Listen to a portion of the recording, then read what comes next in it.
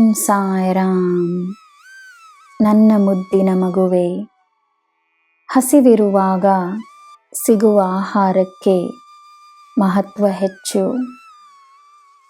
ಹಾಗೆಯೇ ಸರಿಯಾದ ಸಮಯದಲ್ಲಿ ಜನರಿಗೆ ನೀನು ನೀಡುವ ಬೆಂಬಲ, ಮಾಡುವ ಸಹಾಯ ದೇವರ ಕೆಲಸವಾಗುತ್ತದೆ. ಎಲ್ಲರಿಗೂ ಎಲ್ಲ ಸಮಯದಲ್ಲೂ ಗೌರವವನ್ನು ನೀಡು. ಗೌರವಕ್ಕೆ ಸರಿಯಾದ ಸಮಯವೆಂಬುದಿಲ್ಲ. ಬೇರೆಯವರಿಗೆ ಗೌರವವನ್ನು ನೀಡುವುದರಿಂದ ನಿನ್ನ ಗೌರವವೇ ಹೆಚ್ಚಾಗುತ್ತದೆ, ನೆನಪಿರಲಿ. ನಿನ್ನ ಬಳಿ ಮಾತನಾಡುವ ಈ ಬ್ರಹ್ಮಾಂಡದ ಕಥೆಯನ್ನು ನೀನು ಅರಿಯುವ ಸಮಯವಿದು.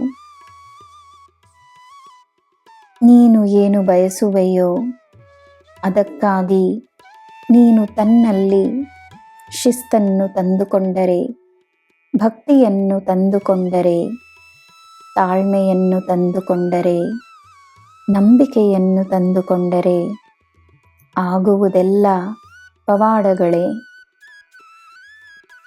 ನಿನಗೆ ದೇವರ ಮೇಲೆ ಭಕ್ತಿ ಇರಲಿ.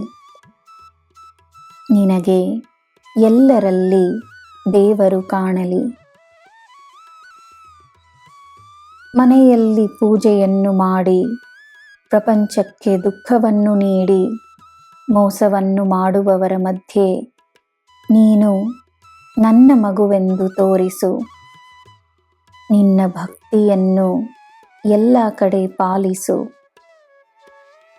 ನೀನೆಲ್ಲೇ ಹೋದರೂ ಈ ಸಾಯಿಯ ಮಗುವಾಗಿರು. ಜನರಿಗೆ ಸಾಯಿಯಾಗಿರು.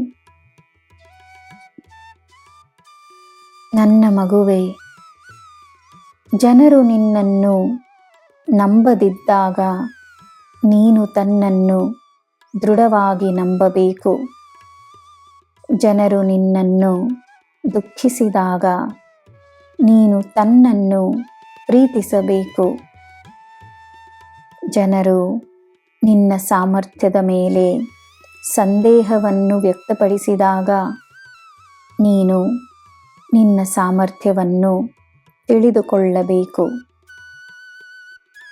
ಯಾರು ಏನೇ ಹೇಳಿದರೂ ನೀನು ತನಗೆ ಒಳ್ಳೆಯದನ್ನೇ ಹೇಳಿಕೊಳ್ಳಬೇಕು.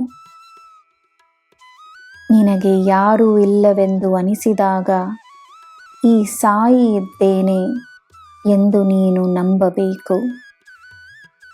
ನಿನಗೆ ನಾನಿದ್ದೇನೆ.